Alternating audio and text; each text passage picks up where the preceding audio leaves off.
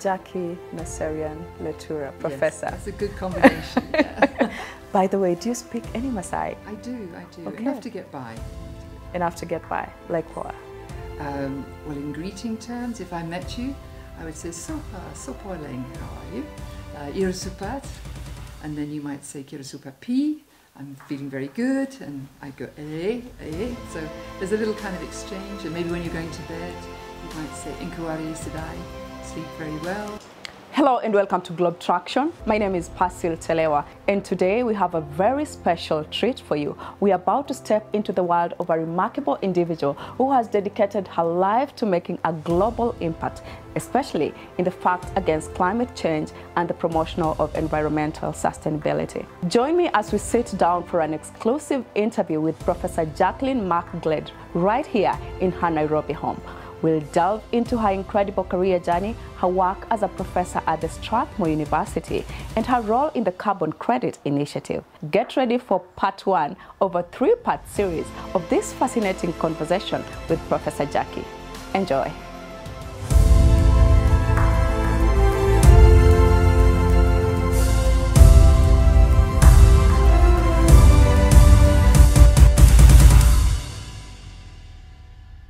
Nice meeting you, Jackie. Thank you. Yeah, please introduce yourself. I will. So my name is Professor Jacqueline McGlade, Jackie, but I'm also married to a local Maasai Chief, so I have my full Maasai name, which is Naserian Letura.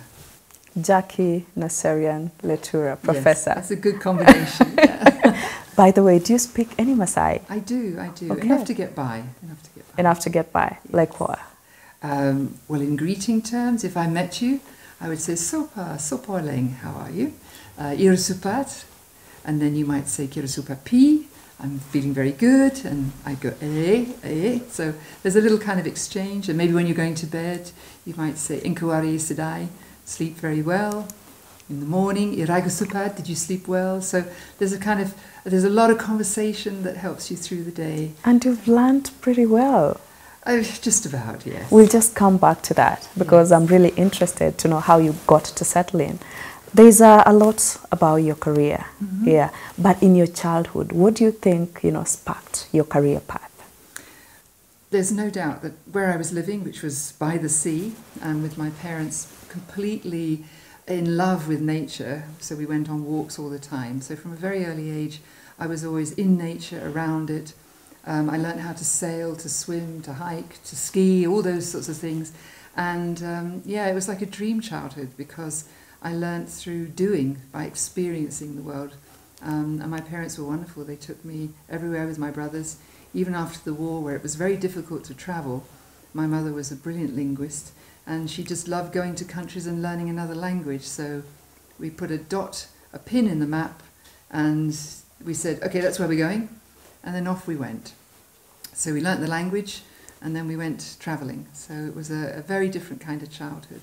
And then now into marine biology and those kind of things. How did you even think of being a scientist? I wanted to, initially I was going to be a vet.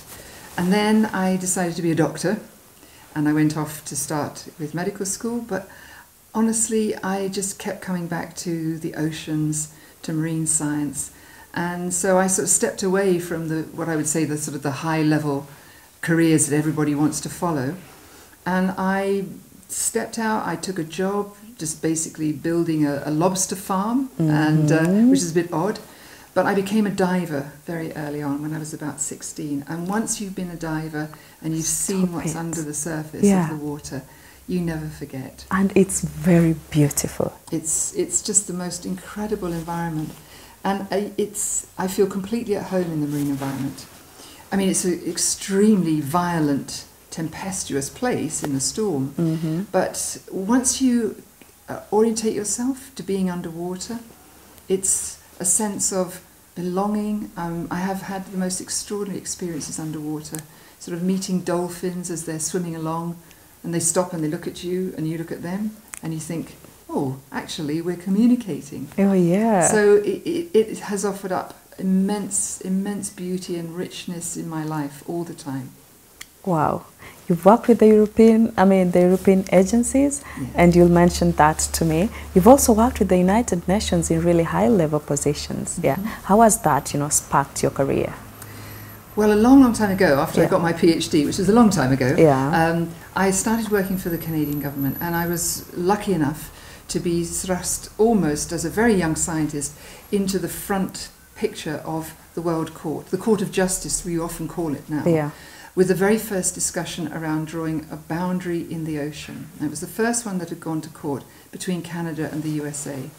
And I realised from the beginning that this is where science and policy and decisions actually have to come together.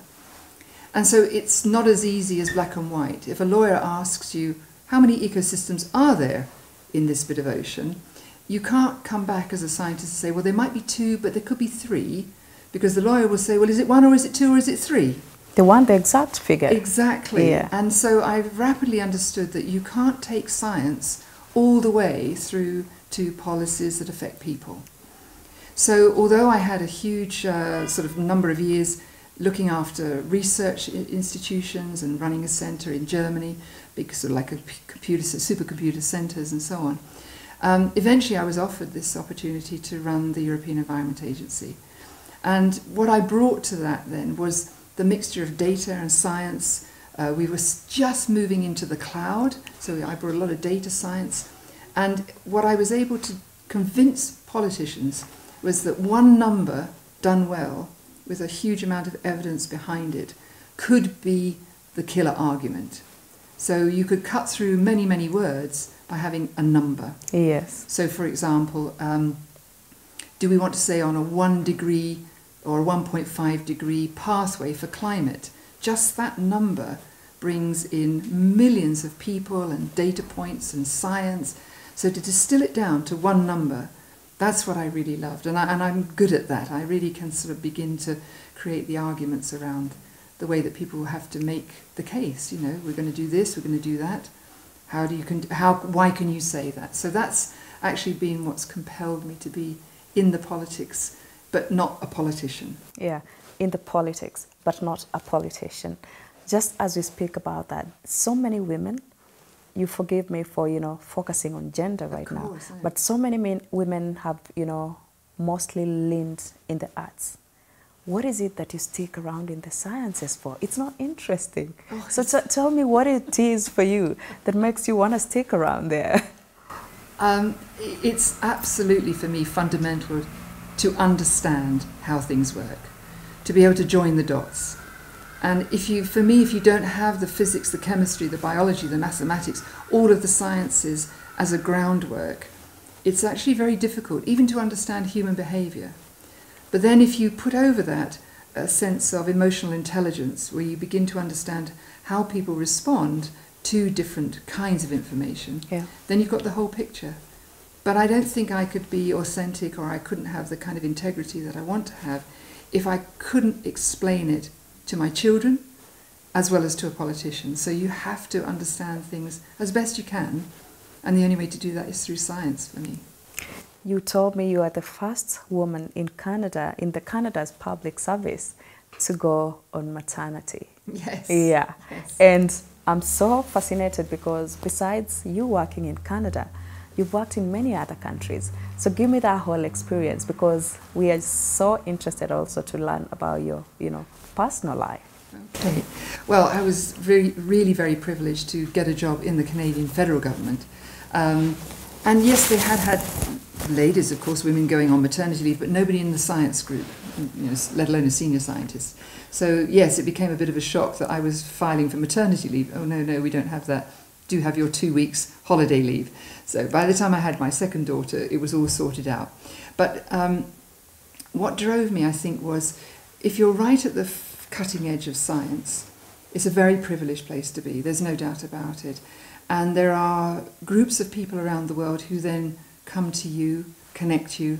So I got deeply involved into satellite technology really early on, in the early 80s, which meant that I met the supercomputing community as it was building. I went to Xerox, I went to all these really cutting-edge places. Yeah. And when you see science emerging as the next revolution, whether it's the internet or whether it's microchips or whatever it is, you have an insight that allows you to talk to the next person. So in that way, I started in Canada. I went back to the UK for a while, then I went to Germany, then I went to the Netherlands, and so on and so forth. But in each particular role, the thing that fascinated me was not the science only, but actually we would call them indigenous peoples, people who have never really left nature. So I go back to my childhood, and I never have been happier than when I've spent time with the Inuit up in sort of Greenland, in Canada when I did my PhD, always finding that that's where real knowledge is.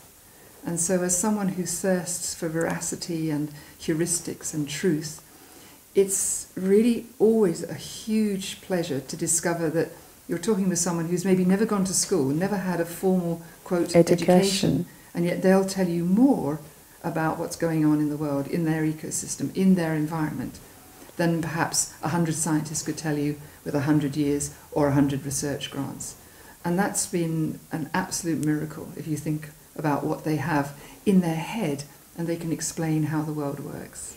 You also know some Maasai. Just a little bit. You moved to Kenya 2013. Yes. How would you describe your experience in fitting into the local community?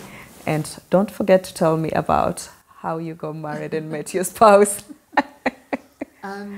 Well, I mean, obviously, I could never have projected when I went to the UN to become the chief. Well, at that time, I became a chief scientist and then went on to do other things. But at the time, I was just doing my job. But one of my colleagues had gone to visit the Maasai Mara, had met a wonderful group of people down in Sekanani, and said to me, "Could we have a Friday afternoon seminar, you know, to find out how the Maasai live?" I said, "Of course." Yeah. So one afternoon on a Friday, appeared a group of Maasai and warriors, and they essentially came and told us about their way of life. Dressed in their local regalia? Absolutely in their sort of local traditional clothes. And what I didn't know was that person who was leading that group became my husband. But he saw me. I didn't really see him. I just saw a person visiting. Yes. And he didn't know who I was, but he saw me and said, "Oh, that's the woman I'm definitely going to marry. She looks like the person I dreamed about." And when I was a young person, but his father, of course, was a very senior elder and said, "There's no way you're marrying a Mzungu." So did he say that when he was in that group that day? He couldn't speak English at all. Oh, I see. So everything was done through one of my staff. But a translator? Yes, well, one of the staff just translated. Yes. But they went around the whole of the UN campus, pointing out all the medicinal trees, completely amazed everybody. Stop it. Yeah, so you think you're just looking at a bush. No, that's a toothbrush bush. So they explained the environment in which we were living. Yeah. So for many of the expats and even for the Kenyans, it was a huge surprise that we were living in this beautiful, beautiful landscape. But it had a whole other meaning to the Maasai just walking around. Yeah.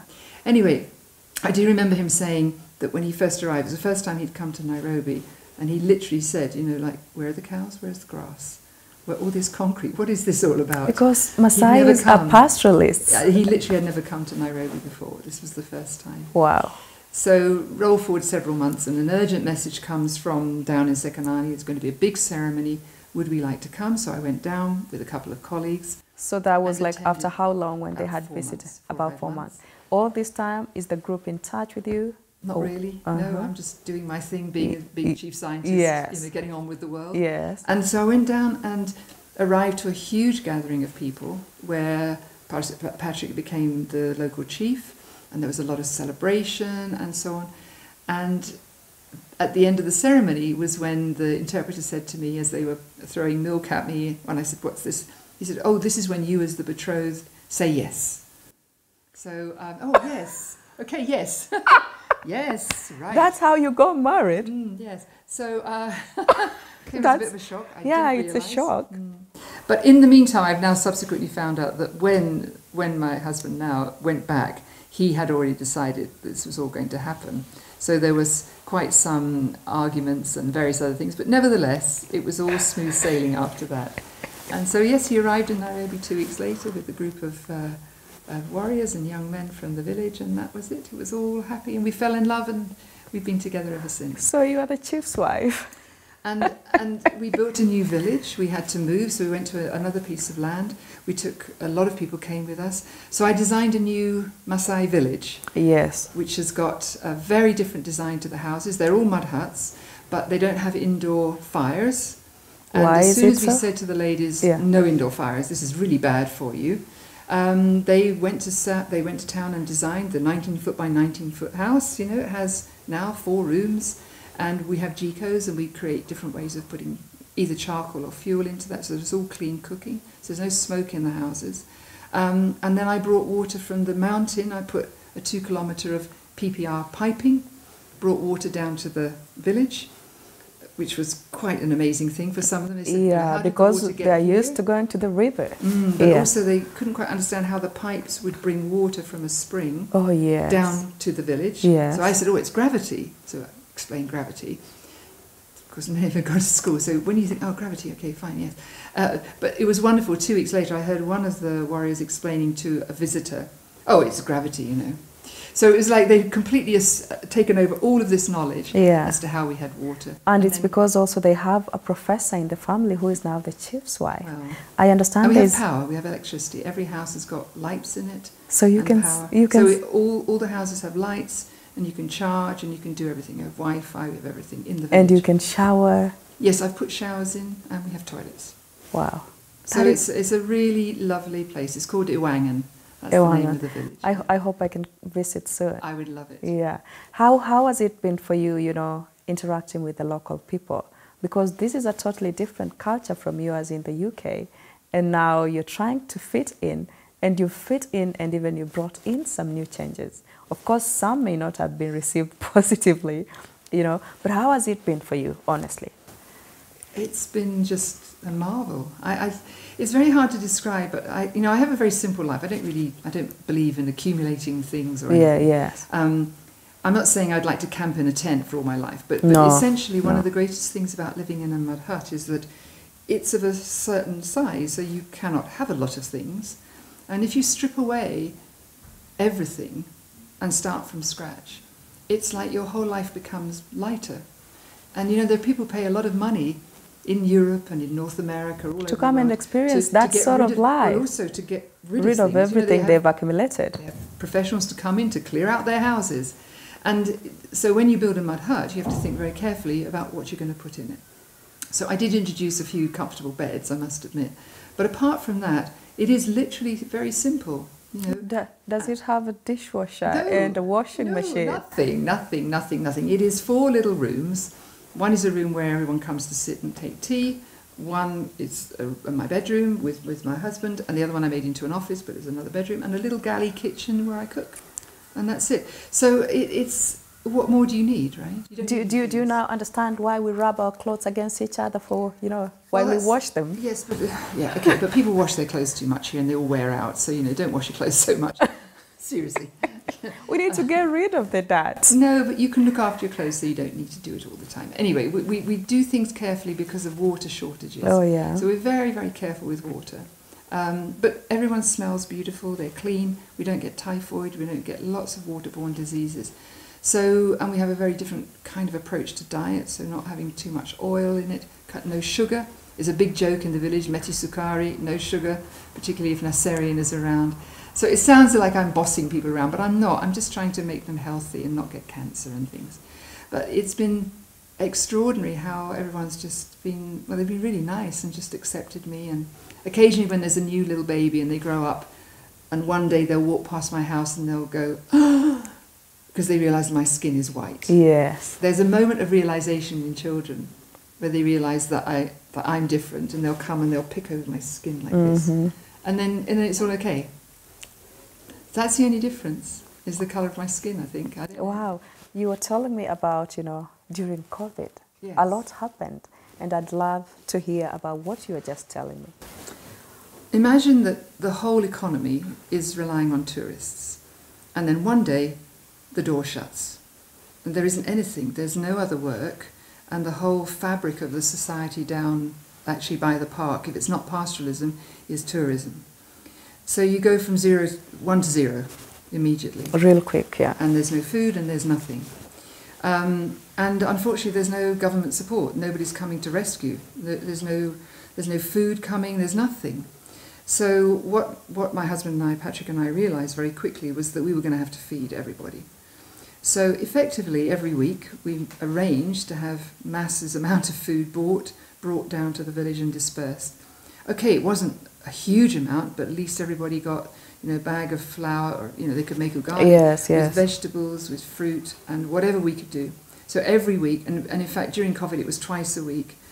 I just sent money and we just bought food and tried to feed as many people as we could. Yes.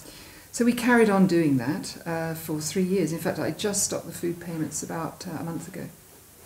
That's a lot of money, I tell you. And then 100 children or so I keep at school, primary school, high school, now colleges and universities as well. So it's a never-ending stream of young people. So the job now is to create jobs for young people. Well, what is it that gets you stick around to assist the community? Because you have the alternative to go back to the UK, get to that village in England and just enjoy life with Patrick. Yeah, but we wouldn't leave. Patrick and I would never leave people now. He's the local chief. Why would he go? You make a commitment to people and you can't walk away from that.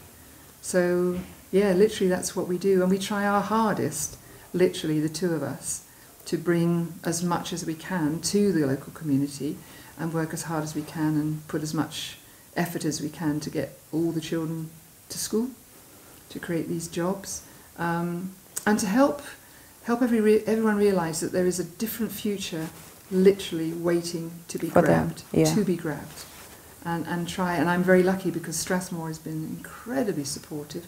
So yeah, we can try and bring them here and take people down there and apply for research grants.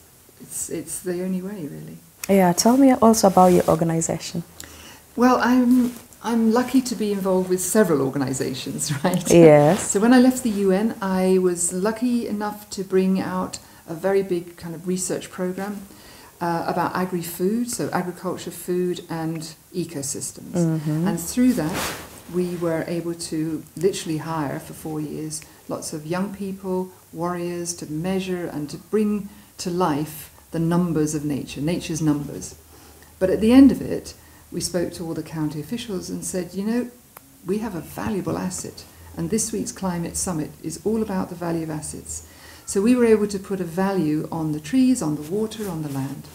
We created a new organisation because although we work with communities, yes, when you work with a community, it tends to have at the back of everyone's thinking charity. Oh, we expect people to give us money. But over the course of the last 3-4 years, I've tried to turn that around to say, no, actually you're all business people. You can make a business. So we created the Malmara Natural Capital Company. And alongside of that, I launched a startup company. So I am a professor at Strathmore and they encourage that. And that's what I love, is the idea that if you're doing good for service for society and you think you can do it through a startup, do it. And this startup, I'm pleased to say, I think is a cutting edge. Mm-hmm. It's the first company in the world that has created an ISO standard for carbon credits. Yes. It will compete in the market against all the others. Amazing. Mm-hmm. And here's where the story goes back, the circle of life, which is I've designed it so that it's an ethical, community-led carbon system. It measures the prosperity of these projects, but it puts 80% of the revenues back into the community. Earlier on I was making fun about you, if you're from the royal family because of your... You want to resemble Diana, by the way, the late Diana. Mm.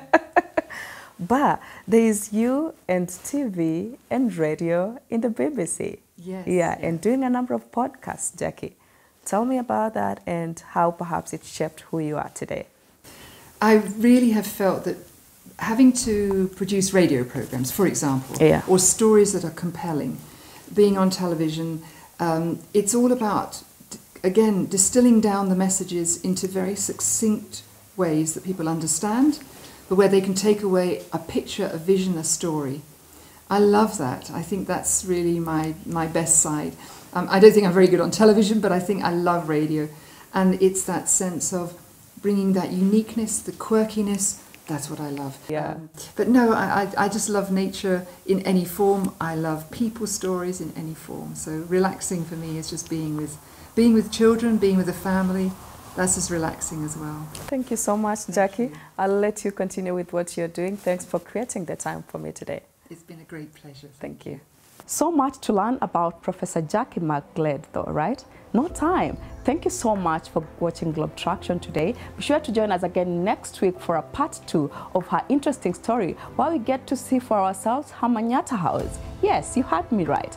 Manyatta house. If you'd like to be featured on the show, reach us through Globe Traktion at standardmedia.co.ke or via our social media platforms at Globe Traktion or at KTN News KE.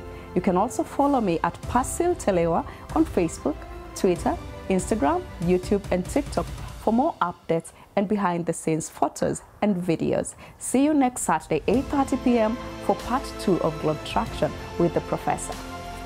Bye-bye for now.